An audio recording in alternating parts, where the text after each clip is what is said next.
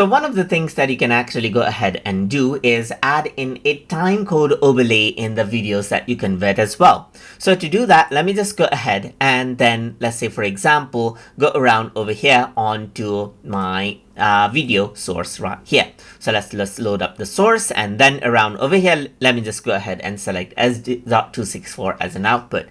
Let me click on S.264 to open up the export settings. And now in order to go ahead and add in a timecode overlay right here, I can go to effects, and over here you can see that there's different options right here that you can actually work with. What I want right here is timecode overlay, and you can simply see it right here. So you can go ahead and choose the location of the timecode overlay. It can be on the left, it can be on the top right, and so forth. So you can go ahead and choose the location. As you can see, you can even go ahead and change around the offset right here by clicking and dragging, and these are the pixel values. And you can even go ahead and type in, let's say, for example, the exact value right here, just like this. So this is where you can keep. You can even change around the size right here, and even change the opacity right here of the time value as well. So you can go ahead and change this around according to how you want.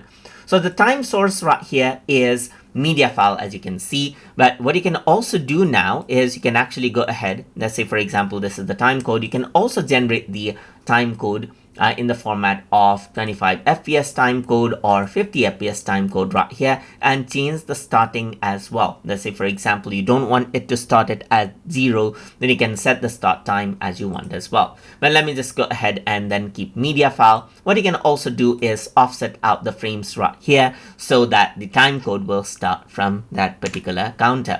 But anyways, I'm going to set the offset in frames right here, just like this. I'm going to go around over here and simply name the output file right here as output, let's say, for example, and I'm going to press OK, and let me just go ahead and encode it. And you can see that it encodes with the time code right here. So now you can see that this is the output. So if I were to actually go ahead and open it, you can see the time code right here, the time code overlay, just like that.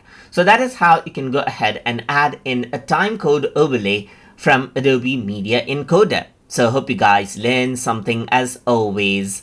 And as always, please like, comment, share, and subscribe